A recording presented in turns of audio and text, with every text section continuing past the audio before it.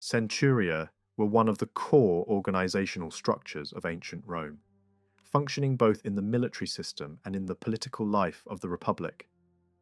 The word itself comes from Latin and originally meant a group of 100, though in practice the number was often smaller. The origins of the centuriae system are traditionally linked to Servius Tullius, the sixth king of Rome, who introduced a major reform that reshaped Roman society. Under his system, citizens were divided into classes based on wealth, and each class was further organized into voting units, called centuria. This reform connected military service, taxation, and political power into a single structured system, where wealth determined both responsibility and influence. In the military sense, a centuria was a basic tactical unit of the Roman army, usually consisting of around 60 to 80 soldiers, rather than exactly 100. Each centuria was commanded by a centurion, a highly respected officer responsible for discipline, training, and battlefield leadership. These units formed the backbone of the Roman legions, allowing for flexible and disciplined formations that became one of the key strengths of Rome's military success. Centurions were often promoted through experience and bravery, and their authority within the army was immense, making them crucial figures in maintaining order and effectiveness during campaigns.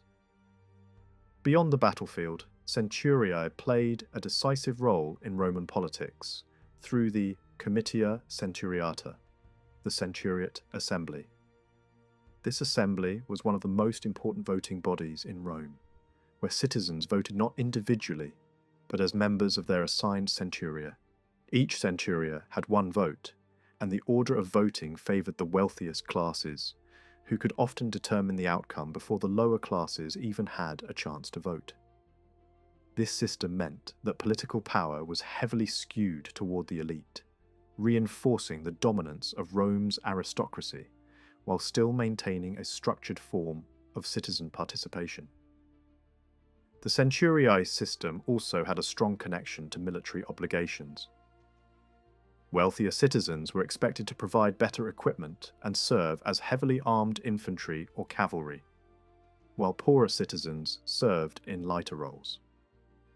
This created a direct link between economic status and military function, ensuring that those who had the most to lose in war also had the greatest influence in political decisions.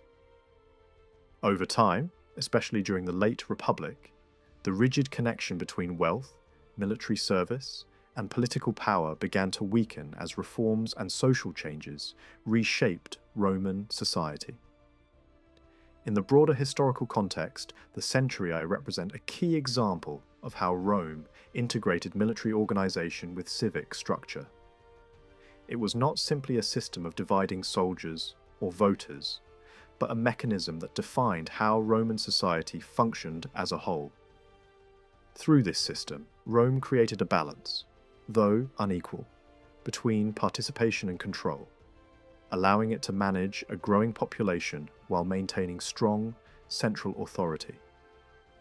The legacy of the centuria can still be seen in later political and military systems, where structured representation and unit organization continue to play a central role in governance and warfare.